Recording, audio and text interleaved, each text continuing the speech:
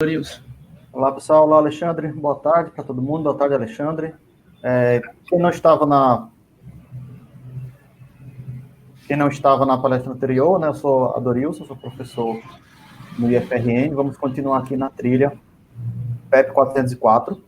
Essa sessão, né, será aqui com o Alexandre, que já está aqui, e ele vai apresentar para a gente o Fast API.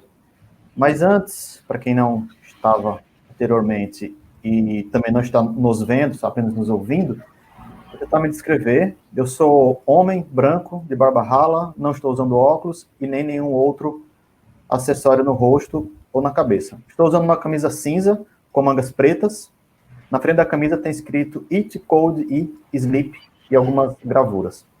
Lembrando que a transmissão é aqui pelo YouTube, mas toda a comunicação do evento está ocorrendo no Discord, incluindo perguntas para essa palestra, que inclusive já foi feito perguntas relacionadas ao Flash API, né, na palestra anterior. Então, qualquer pergunta para essa palestra deve ser feita no canal Trilha PEP 404, lá no Discord. E por falar em comunicação e redes sociais, utilizem a hashtag PyBR, né, PYBR 2020, quando fizerem alguma postagem referente ao evento. O Alexandre é um apaixonado em usar tecnologia, em algo que mude e facilita a vida das pessoas. Ele é interessado em desenvolvimento web e escreve algumas coisas também. Tem interesse com algumas ferramentas de tecnologias, como Python, Angular e banco de dados no SQL. O título da palestra, né, Fast API, tão rápido quanto Node. Então, Alexandre, obrigado pela disponibilidade. Tenha uma boa palestra. Você está com a palavra. Fica à vontade. Certinho. Obrigado, Adorilson. Então, pessoal, espero que todo mundo esteja bem. Vamos prosseguir aqui. Então, Fast API tão rápido quanto Node. Então, a gente vai dar uma olhadinha nisso e ver se isso é verdade mesmo. Se Python dá conta de competir com tecnologias tão populares e rápidas quanto Node. Então, vamos lá. Opa, tá errado. Então, vamos lá. Quem sou eu? Eu sou o Alexandre, o Adori já fez o favor de me apresentar e tal. E sou Dev Júnior na Stay App. Para quem quiser mais, aqui tem meu GitHub, meu LinkedIn, meu DevTool, que eu coloco algumas coisinhas que eu falei. E minhas outras redes estão nesse site, xandev.codes. Lá que eu ponho minhas outras redes, meu Dribbble, meu Instagram, quem quiser. E vamos lá. Um pequeno disclaimer é que aqui eu não estou para falar que colocar no Fast API o Node.js, no caso vou falar mais sobre o Express, né? Porque o Node.js é só a ferramenta, só rotina, né, e tal. Quero falar mais sobre o Express, que é o mais utilizado. Então eu não quero colocar ele como inimigo, não quero colocar ele em rinha de galo, não. Minha proposta aqui é só falar, tipo, para quem quer usar Python, que é um framework rápido, que tenha propriedades assíncronas, não bloqueante, Fast API é uma boa solução.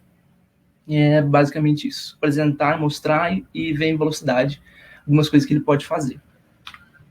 Então, vamos lá. Primeiro, eu quero falar por que o Node.js é tão utilizado. Por que eu estou colocando ele aqui no meio e não estou colocando outros frameworks como de Go, ou Django, ou de Java, como Spring, essas coisas. Então, eu quero falar porque ele é tão utilizado. Então, ele tem uma boa curva de aprendizado. O JavaScript em si, ele não é uma linguagem muito complicada. Ela foi feita para ser fácil de ser utilizada e não precisa de uma base teórica tão grande. Por exemplo, você não precisa usar ponteiros, como C ou Go, por exemplo. Ele tem algumas facilidadezinhas. Então, e a facilidade de mexer tanto no front quanto no back. Então, quem sabe JavaScript sabe fazer um back de uma qualidade boa, rápido, e também sabe fazer um front-end legal, como uma PWA, React, Angular. Então, mesmo que os contextos sejam diferentes, ele dá para usar a lógica, usar as ferramentas que o JavaScript oferece para ele, tanto no back quanto no front. Então, a pessoa só precisa utilizar uma e ele já está no ponto de bala para mexer nos dois. E ele é rápido demais. Ele é assíncrono não bloqueante. Quando ele chegou, ele ficou muito popular por ser muito rápido. E ele era fácil de utilizar, você não precisava fazer coisas muito miraculosas para ele ficar rápido. Utilizar promises e tal, uma coisa que com o tempo você pega o jeito e você não quer largar mais, porque é fácil. Então vou falar aqui, o que é Fast API? O FastAPI, ele se intitula como um framework de alta performance, fácil de aprender e fácil de codar, e pronto para produção. Então, vamos lá. Ele foi feito para resolver o quê? Então, ele se intitula dessa forma por causa que ele foi realmente feito para trabalhar com uma quantidade muito grande de dados. O Sebastian Ramirez, ele trabalha numa empresa chamada Explosion, que trabalha com inteligência artificial e com machine learning, esses modelos de machine learning, como fala, linguagem natural.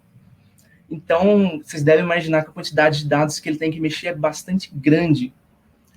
Se ele for fazer isso de uma forma síncrona, ele teria alguns gargalos. Então, ele fez esse FastAPI logo para isso. E se a gente colocar aqui numa linha do tempo, o Python ele começou a implementar coisas mais assíncronas, com uma pegada mais assíncrona, como a Async.io, na versão 3.4. Se eu não me engano, ela foi feita em 2014. Tinha como fazer coisas assíncronas com Python, mas o Async.io veio para facilitar isso. Então, eu acho que o Django é de 2006, FastAPI, o Flask é de 2010, e o FastAPI ele é bem mais novo. Então, quando ele veio, já tinha essas features do Python de assíncronas, para fazer as coisas mais rápidas. Ele tinha type hinting, que é uma coisa que o FastAPI é muito ligado com type hinting, você falar para que aquela variável, como fala, você tipar a variável, perdão. Então, isso é uma pegada bem dele mesmo. Ele foi criado desde o início pensando em ser assíncrono e usando ferramentas assíncronas e um Python extremamente moderno. Então, vamos lá. FastAPI é tão rápido quanto o Node? Então, eu peguei esses benchmarks no Think and Power, que é bastante famoso. Ele faz benchmarks de vários frameworks, né? Só de FastAPI, frameworks de Python, não. É muitos mesmo. Então, se a gente olhar aqui, no score ali, o FastAPI ele está um pouco mais rápido.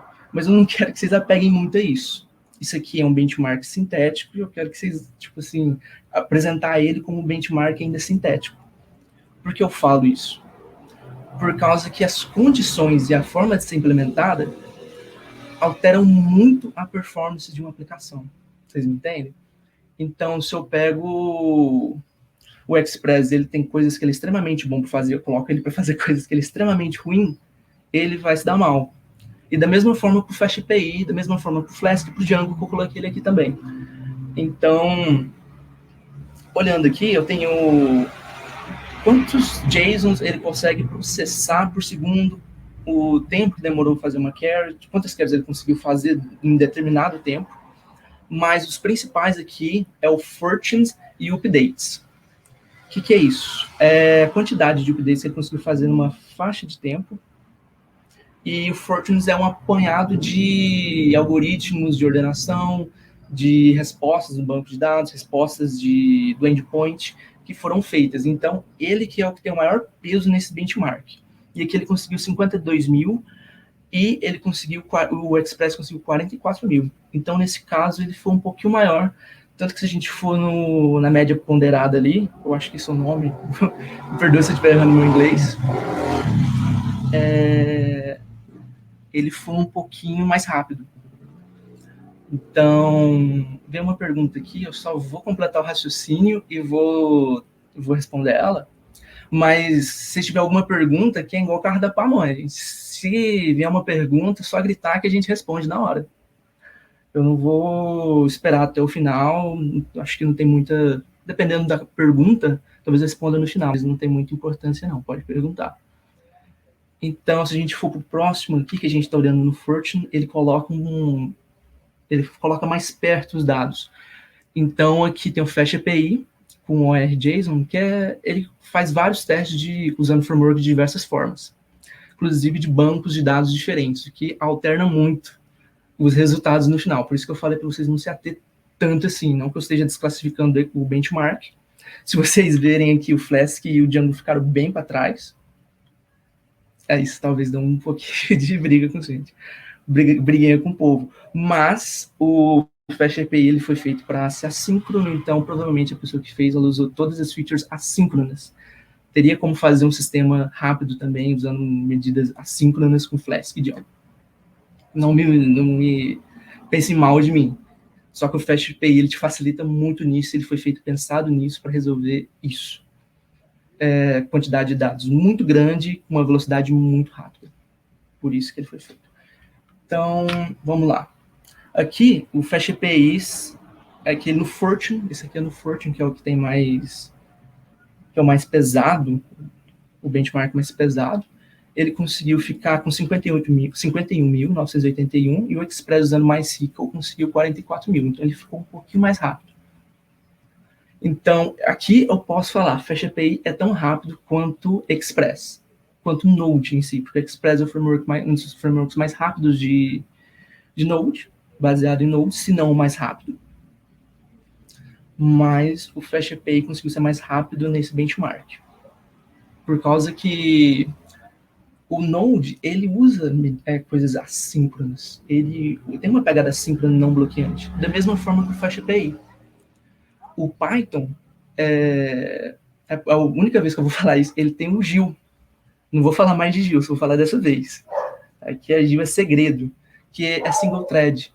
Então, o Python e o JavaScript são single thread. Claro que isso depende muito da implementação de cada e tudo, de, tipo, você fazer workarounds, isso para fazer ele mais rápido. Mas ele consegue ser tão rápido quanto o Express aqui. Então, vamos para a pergunta. Alexandre, ultimamente tem usado o Fast API com Django embutido. Você tem ciência de quais os gargalos de performance dessa abordagem? Então, o Guerreiro Leonardo, ele está perguntando aqui quais seriam os gargalos. Depende muito da arquitetura que você está implementando. Depende muito. Eu não sou muito de usar Django, acho que eu usei uma vez no máximo, mexendo em alguns códigos de outras pessoas. Então, depende muito da parte que você está usando o Fast API. O Fast API, ele sai muito bem em respostas, tipo, de colocar lá no endpoint, ele vai dar a resposta tranquila, bem rápido. Ele consegue fazer cálculos usando assincronismo, que deixa ele bem legal. Então, coloca o Fast API nas partes que tem mais... seu software leva mais porrada, que eu acho que o Fast API vai sair bem. O Django, ele é muito bom também. Então, em algumas partes, ele vai sair legal também. Não sei se você usa a abordagem do Django de colocar até o template, colocar o banco de dados, tudo usando ele. Eu acho que provavelmente deve usar.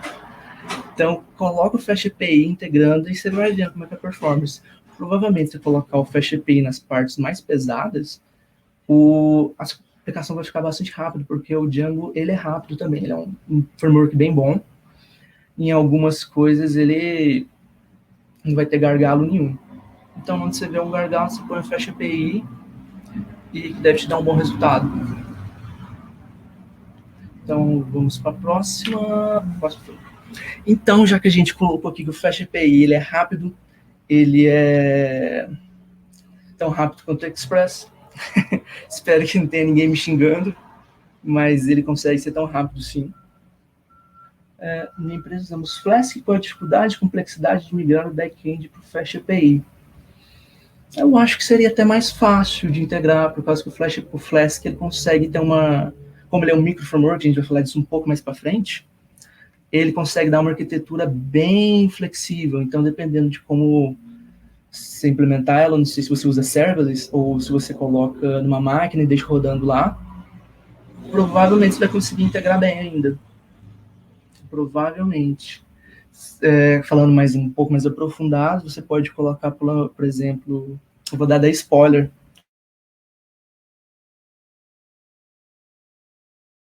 API muito bem para ele trabalhar, integrar, por exemplo, você mandar só uma parte da sua aplicação, só uma sub-aplicação para o serverless. Então, você tem toda essa aplicação feita em micropartes, você manda lá a Lambda Function, o Google Cloud Function vai carregar mais rápido, porque é uma parte menor do seu código. Vai ser mais rápido também dele... Vai ser mais rápido? Depende. Depende de como você vai implementar. Falar errado agora. Mas você consegue colocar uma parte bem pequena do seu código como um módulo e mandar lá para serverless. Você pode colocar ele também no Kubernetes e colocar num pod, fazer eles integrar entre outros. Tem isso também. Você poderia, por exemplo, colocar... Falando de uma pegada mais de microserviços, que você poderia, talvez, colocar a sua aplicação toda num Kubernetes. colocar lá o Flask num pod, que é uma parte, pod, para quem não sabe, é uma das menores, é a menor parte do Kubernetes. É onde você vai colocar seu container. O container ele é como um pequeno computadorzinho, só que com uma, como é que fala? Só que bem pequeno, com só o que você vai precisar, e não é como uma máquina virtual, que vem com todo o sistema, com tudo que você não vai precisar. Ele vai lá e só coloca uma máquina lá, um containerzinho, e tem uma camada de abstração bem pequena entre seu PC e, e o container. Então, essa micro máquina que você colocou, essa máquina pequenininha. Então, voltando, você coloca lá no Kubernetes. O Kubernetes ele tem um monte de pod. Seria como uma Pokébola de Pokémon, por exemplo. Você tem lá, você tem um Pokémon lá dentro daquela Pokébola. Isso foi como fala, um papo que eu ouvi no DevTool. Então, você tem lá, você tem seu Pokémonzinho ali é o Flask, por exemplo. Aí você tem o FastAPI. Se você colocar ele de uma forma legal, dependendo da arquitetura que você colocar, eu falo muito de arquitetura porque integrar duas coisas, normalmente você tem alguns probleminhas que você vai ver no percurso. Mas você tem lá, você tem o seu Flask, você tem o seu FastAPI. Eles precisam, tipo, você tem a sua rede interna lá, e você pode colocar eles para conversar, se for necessário. Senão você coloca ele como aplicações separadas, um trabalhando em cada rota diferente, ou no banco de dados diferente. Então, é basicamente isso, depende. Então, e já falando sobre isso, se vocês quiserem depois, tem no Discord, tem como colocar uma mesa. Se alguém animar, manda aí na trilha PEP 404 que a gente dá uma conversada boa. Não vai ter cerveja, porque, né, virtual, mas estamos aí. A gente passa essa diversidade aí, mas não tem problema nenhum. A gente conversa, fala. Conversar sobre programação, esses negócios assim, é o que eu mais gosto de fazer. Não tem importância nenhuma. Então, vamos lá. Ferramentas legais. O FastAPI, ele tem umas ferramentas muito legais. Deixa eu beber uma água aqui rapidinho. Eu não sei vocês, mas quando eu vi isso aqui, eu achei muito massa.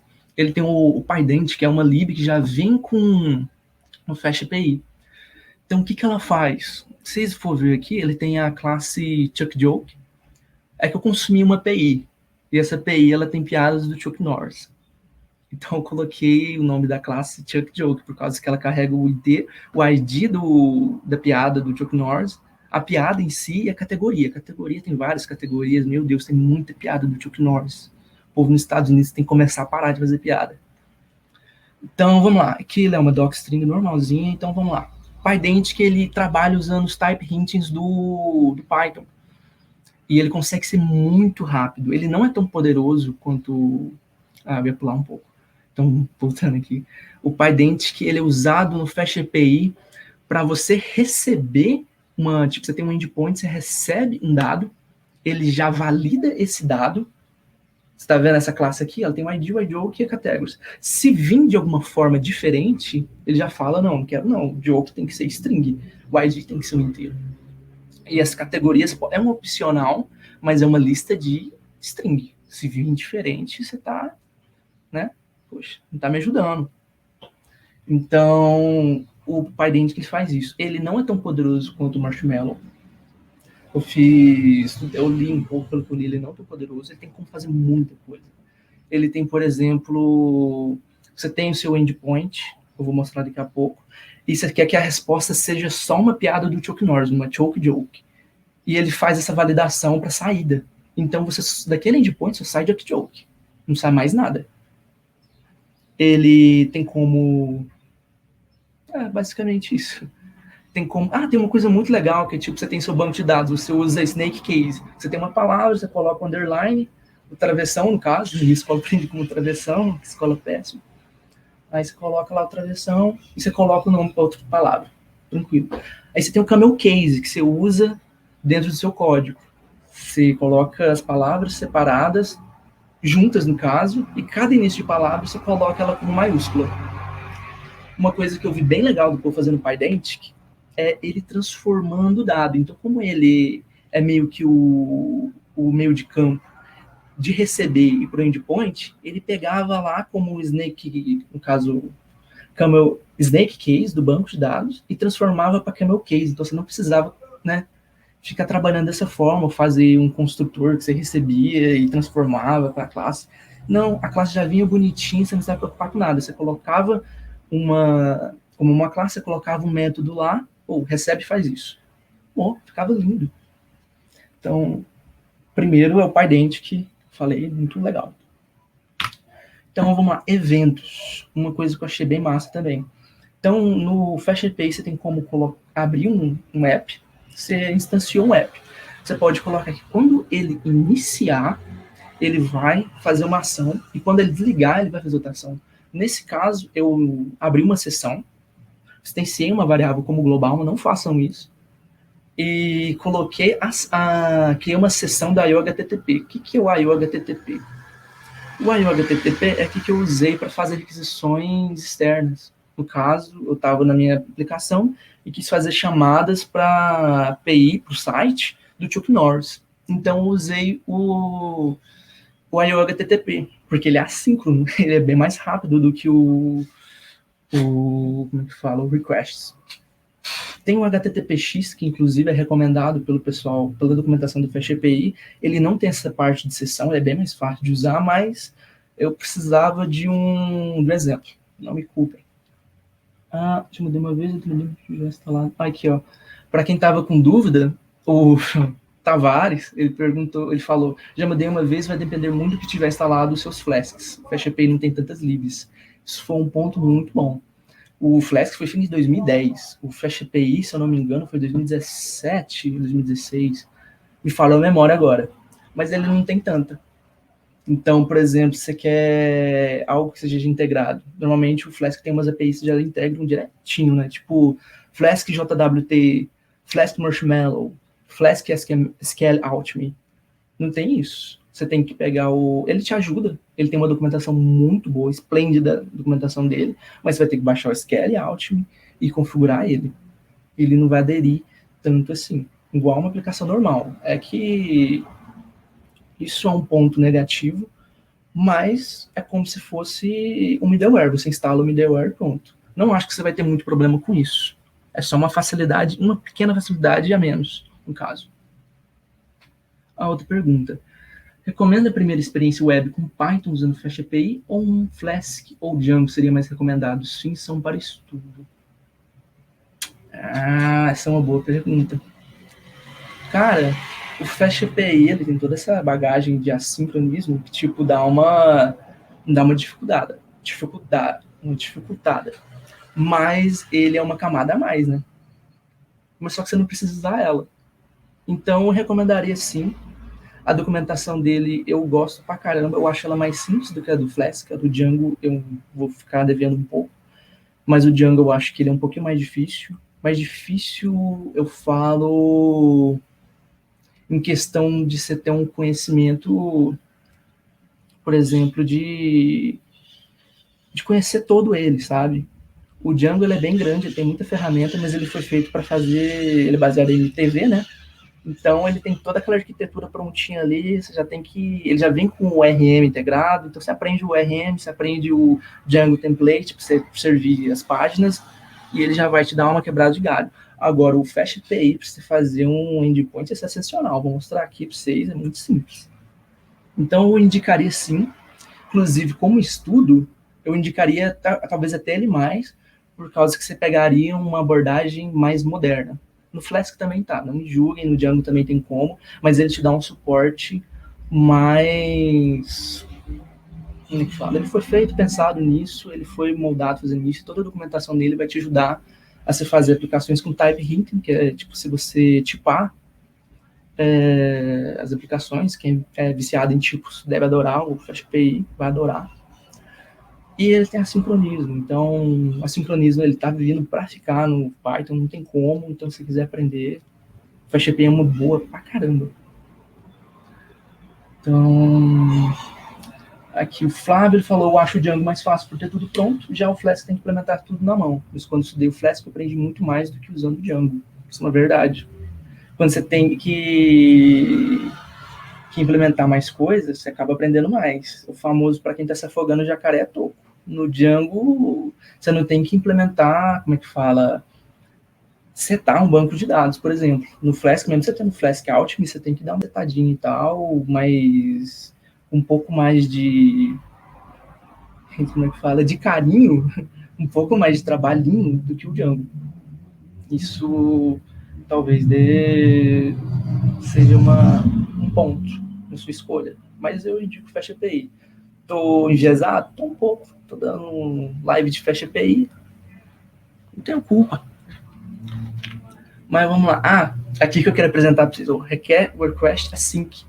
Eu estava falando um pouco antes. IO HTTP. Então aqui, vamos lá.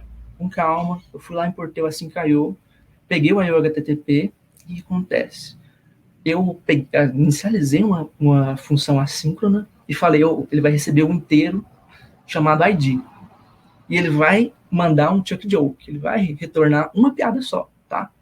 Então vamos lá. Ele vai lá, sync with.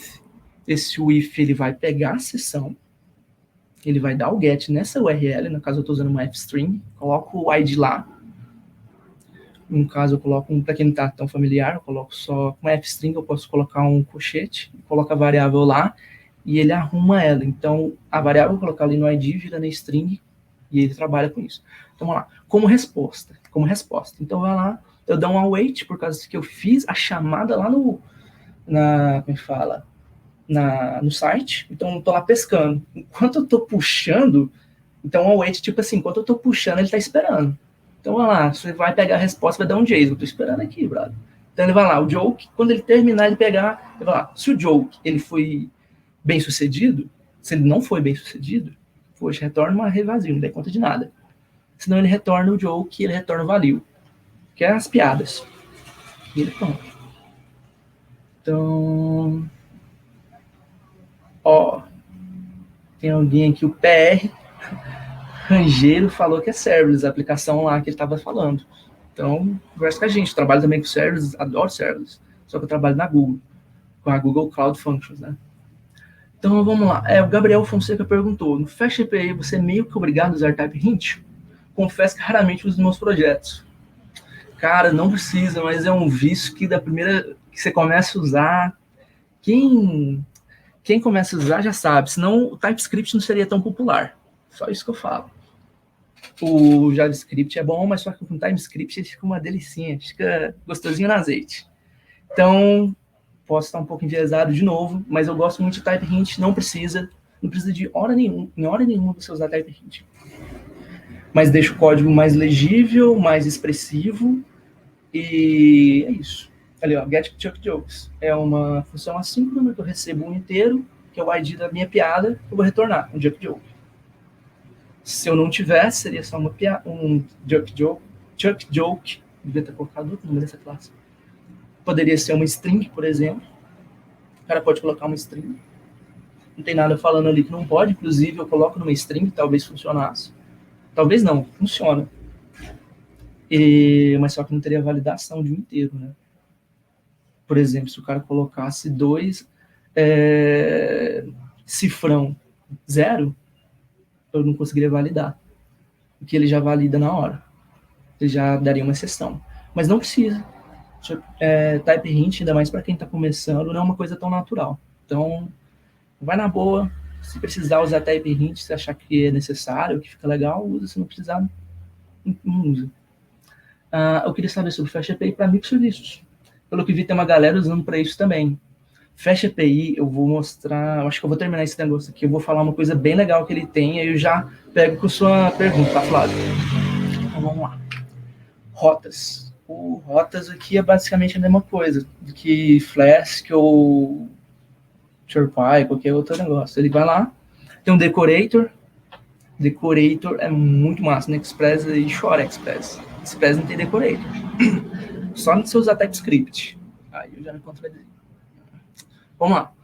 Eu tenho lá na barra, né, na raiz, no caminho raiz, eu coloco lá. Vai lá e pega todas as piadas. No caso aqui eu paginei. É a mesma coisa que o Cat Joke, só que é paginado. Eu pego um monte de piada de uma vez. Se quiser eu mostro aqui. Inclusive eu acho que eu vou mostrar até a autodocumentação dele que ele tem. Então ele vai lá e ele só responde com uma lista de choke-joke. Então, o response model é uma forma de eu colocar ali, ó, só responde com uma lista. Inclusive, ele tem gestão de dependência. Então, se, por exemplo, eu colocar de... só voltando aqui. Eu tenho uma classe que é a... Qual é o nome que eu coloquei, gente? É uma de sessão, Session Service. Beleza. Lá eu abri a sessão e coloquei as funções get so much junk, essas coisas. Então, o que eu posso fazer? Eu posso colocar ali, enquanto eu estou colocando inicializando a rota, eu posso colocar ele depends. Eu coloco igual e coloco como é que fala? A classe. Então, ele vai, quando eu chamar essa rota, ele vai depender desse serviço, dessa classe. Então, aí eu já tenho inserção de dependência. Já é uma coisa implementada, é facinho de usar. Eu usei uma vez, talvez eu esteja enganado sobre o negócio, mas é basicamente colocar na rota e colocar o serviço que você quer, a classe que você quer. E ele vai inicializar ela e lá você não vai ter problema de dependência nenhum. E é uma rota assíncrona, que não é bloqueante. Então, um pouco vai te dar uma performance um pouco melhor. Querendo ou não, vai ser um pouco melhor. E no bloqueante, se alguém fizer uma chamada, ele não vai esperar. Ele vai tá pedindo as piadas. Pô, tô recebendo aqui. Uma hora eu te respondo. Então... só vendo que se tinha uma pergunta, gente. Então, vamos lá. Ele tem autodocumentação. Outra coisinha que fez meu usuário brilhar. Quando eu vi que eu fui olhar o FlashAPI e tal, foi inclusive no canal do Dinossauro. Inclusive, quem gosta de Python e não conhece a live de Python, pelo amor de Deus, se inscreve lá. Conteúdo grátis. Se puder, apoia o trabalho do Eduardo Mendes, que é incrível. E foi lá que eu aprendi com o Lipão. Foi lá a minha primeira experiência lá. E tinha essa autodocumentação. Você faz seu código. Aqui, eu vou mostrar para vocês. Eu tenho essa, por exemplo, que essa rota na raiz, ela é assíncrona e tal, e ela responde com uma lista de joke. E a joke, ela é tipada, entende? Então, o que acontece? Aqui, quando eu entregar a documentação que é autogerada com Swagger, então, ele vai falar a rota, ele vai falar o tipo dos dados que eu vou receber na rota e os dados que eu vou enviar da rota. Inclusive, ele tem um esquema ali embaixo, que é choke-joke, que é usada na rota. E ele apresenta outras coisas também, mas o Swagger ele é muito bom, por causa que... E a docstring. A docstring que eu coloquei aqui retorna as piadas de Chipnode de forma paginada. Eu entrego para a pessoa, no caso, faço back-end, a pessoa faz o front-end. Eu entrego para ela isso aqui, ó. Tá uma mão com açúcar. Facinho. Então, vamos lá. Autodocumentação. Então. Ele é autodocumentação de points.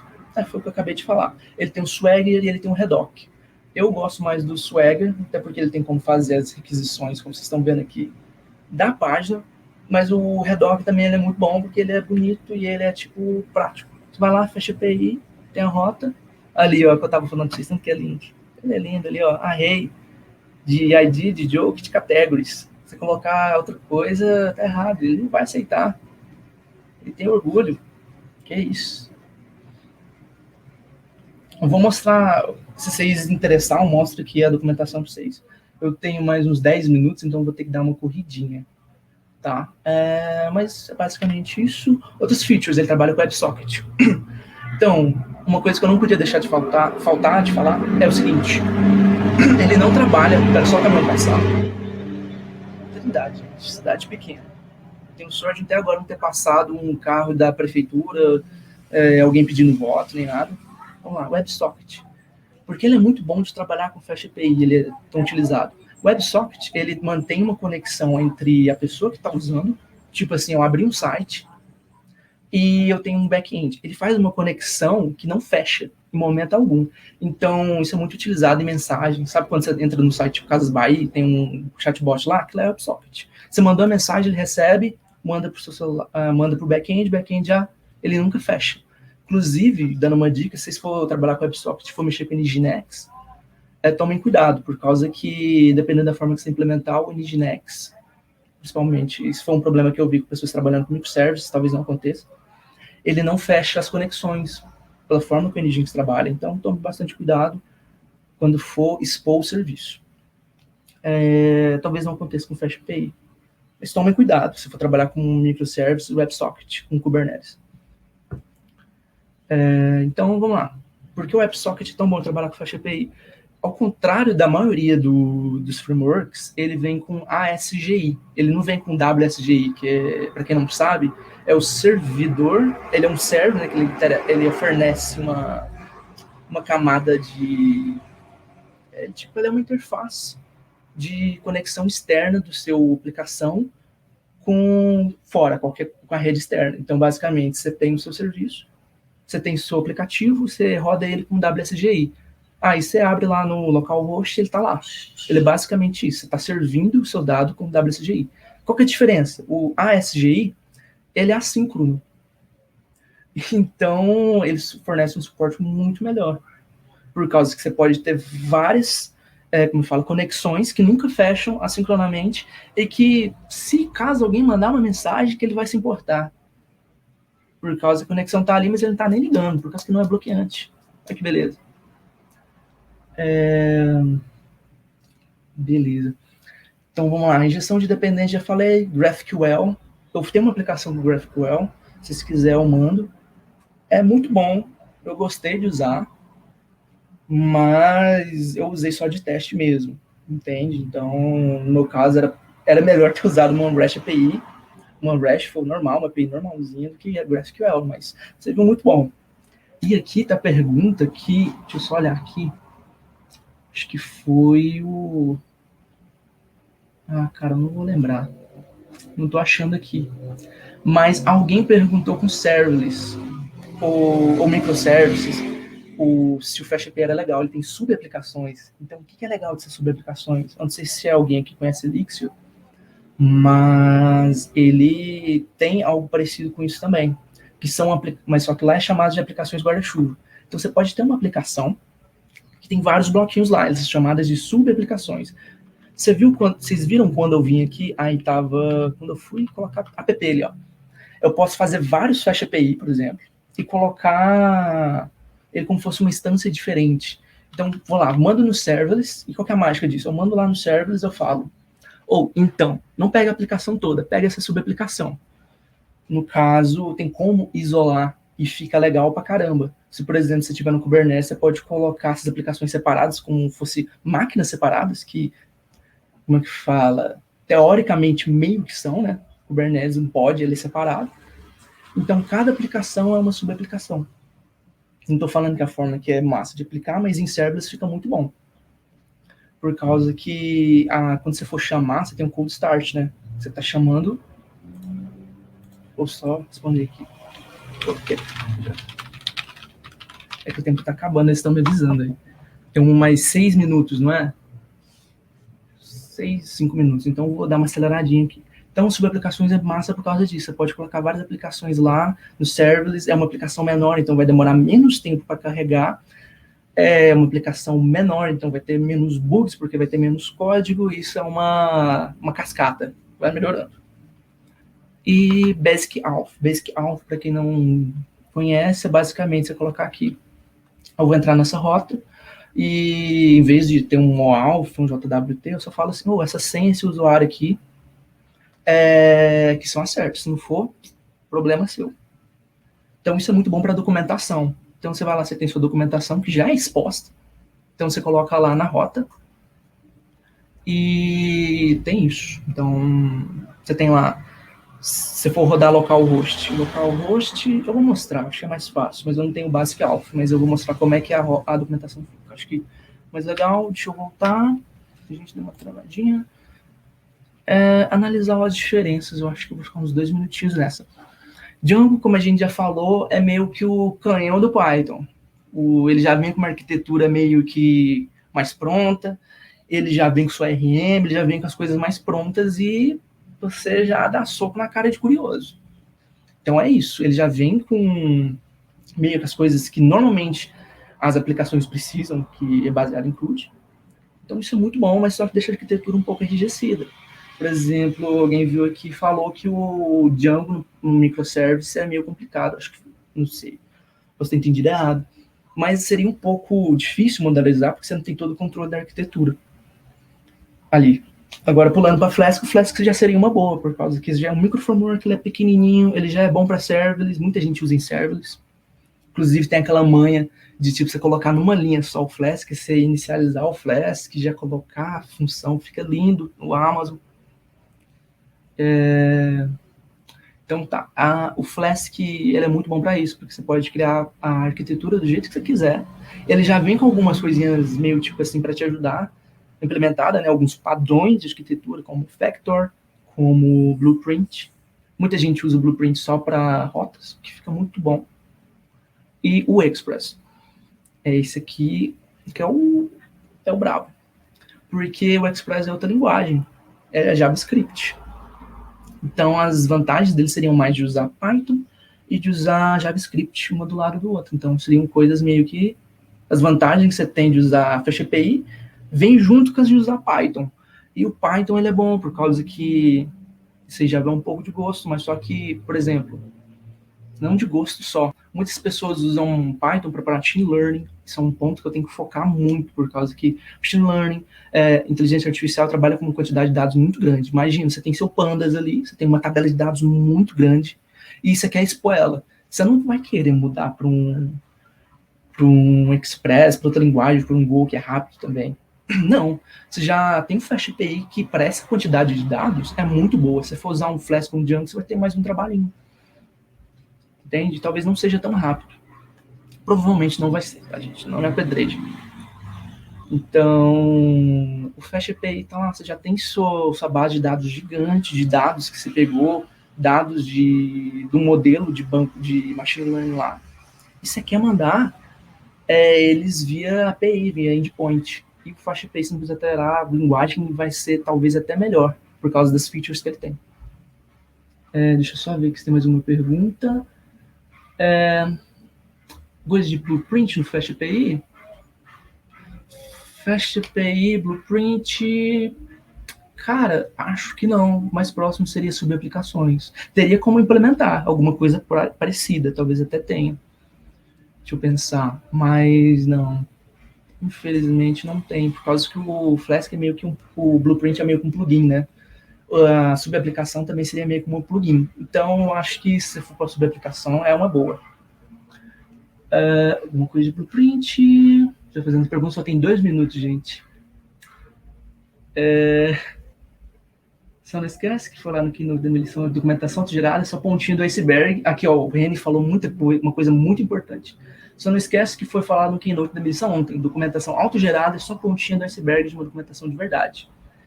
Com uma documentação autogerada, ele está super correto. Com uma documentação autogerada, você só tem o conhecimento dos endpoints, do que eles retornam e do que eles pegam. Você não tem documentação mesmo que você coloca docstring, você não tem uma documentação boa das funções, dos endpoints, assim. É só uma pontinha do iceberg, tá, gente? Você quer documentação boa mesmo? Poxa. Mas é muito bom para testar e você entregar para a pessoa. Você está trabalhando no mesmo time, é ótimo. Eu acho uma boa. Cara, eu tenho 2 minutos e eu vou concluir, tá, gente? Opa, adoro isso. Já tá falando aqui para concluir, ele tá super correto. Vou avançar aqui e ele tá pronto para produção? Então, ele tá pronto sim. Microsoft usa ele, um cara lá no GitHub. Se você for lá no site do FastAPI, tem todas as referências, tá?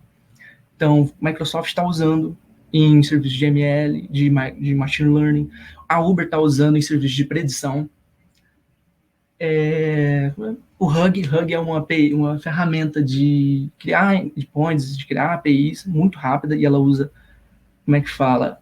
FastAPI. O Space é o povo da Explosion. Eu não vou falar disso por causa que eles estão muito... Não vai falar do FIDES mal, né? Então, mas ajudou para eles pra caramba, eles usam o FastAPI. Nem igual o React Native, que o próprio Facebook não usa. Agora vocês vão matar eu, né? Tá. Eu vou encerrar, tá? Desculpa, Doris, eu acho que eu vou passar um minutinho, 30 segundinhos, mas eu tenho que agradecer muito, muito mesmo a Python Brasil. Essa experiência está sendo incrível. Espero que ano que vem já esteja tudo certo. A gente está lá, bebendo uma breja, falando mal de JavaScript, de TypeScript, falando que PHP não escala. Pô, agora vocês vão matar eu. Mas é isso. E PHP ele escala, tá, gente? Não pense mal de mim. E os slides estão no GitHub, tá aqui meus negócios. A gente está contratando, tá? A Stay App está contratando, a gente é uma startup aqui de Goiás. Então, se você for front-end, mexer com Angular, for mobile, trabalhar com... Esqueci o nome do bagulho. Ionic, com qualquer um, Flutter, React Native, a gente está contratando, tá? Back-end também, saber Python, a gente está aí, ainda mais se saber mexer com Firebase. E eu quero agradecer muito a Python Brasil de novo, o Adorilson, que está aqui fazendo como host. Brigadão, cara. Todo mundo que deu feedback quando eu mandei minha palestra, eles deram feedback. Então, semana você tá meio assim, falando, será que eu mando ou não mando? Eles dão feedback, o feedback deles é ótimo. E agradecer a todo mundo do meu time, ao Bruno, que é o CTO, o GG, que me incentivou pra caramba, se não fosse ele, eu não tinha submetido, o Gilberto, o Vinícius não precisa agradecer tanto, tá, gente? E o Marcos, o Rodrigo, e todo mundo da STF, tá, pessoal? Então, brigadão. Ao Anderson também, tá? Ele é o CEO da STF. Então, brigadão, tá, pessoal? Eu vou fechar aqui. Qualquer coisa, Discord, a gente cria uma mesa, é só chamar, tá? Qualquer dúvida que tenha ficado, tô ali no Discord. Tá contigo, Dorival. Obrigado, Alexandre, pela excelente palestra aí. Sempre bom conhecer novas ferramentas. Eu realmente não conhecia o FastAPI. Como você já fez essa interação aí, que foi bem legal com o chat, né? Das palestras que eu estava aqui, foi a primeira que eu vi, então já usou o tempo das perguntas, né, basicamente. Mas eu vou só fazer uma pontuação e aí você diz uma coisa, apesar de você ter que não conhece muito de Django, né? Que é o seguinte, o pessoal estava aqui questionando Django ou FastAPI ou Flask. Pelo que eu entendi da sua apresentação, digamos assim, a disputa, né, não é entre FastAPI e Django. Seria entre Django REST Framework e FastAPI. Exato. Ele ataca pontos diferentes, né, resolve problemas diferentes. É que o FastAPI, tanto quanto o Django, eles têm como é que fala? Seria igual você falou mesmo, Doris. Eu tô me bananando aqui, mas é igual você falou mesmo. Ele seria mais um palio pro Flask ou pro Express. O Django eu só coloquei mais para tipo assim, então, pessoal, não estão mesmo na mesma briga, sabe? Um é peso pesado, o outro é peso pena, saca? Então, dá conta de fazer tudo que o Django faz. Mas só que não vem com tudo pronto, com tantas features quanto o Django vem. O Django ele veio para fazer alguma coisa e o FlashPay outra. É basicamente isso que eu quis dizer. Mas ele tem do FastAPI dele coisas como criação de formulário, alguma coisa assim? Não, tem como implementar. Tem como implementar. Ele tem, como eu falo, geração de template server-side. Então, tem como você implementar essas coisas. Você pegar, tipo, o FastAPI tem como você implementar o WETF Forms, e você tem toda a validação legal lá, mas você teria que implementar na mão. Não seria tipo o Flask, que também tem uma lib, que tem o WTF, aí se instala e já tem uma integração mais assim. Você precisaria fazer meio que o meio de campo e implementar. Obrigado pela disponibilidade aí, a galera curtiu muito, inclusive vou até ler aqui que o pessoal gostou, que o Django já chega dando soco na cara dos curiosos, né? Que você disse aí, galera. Foi. Bastante. Já chega dando um soco na cara. Tudo lá ele meio que resolve. E falaram que teve mais umas 5 ou 6 assim, né? Foi, da vez assim, perdi a conta. Bom, gente, então é isso. Obrigado aí para Alexandre, mais uma vez, pela excelente palestra. Para quem estava aqui no chat, já interagindo bastante, né, durante a apresentação. A gente estendeu aqui uns minutinhos a mais, porque a gente está com um pouco mais de folga, porque a gente vai dar uma pausa agora, né? Vamos jantar, né? E aí a gente volta às 18h20. Tá ok? Valeu para todo mundo e até daqui a pouco. Obrigadão.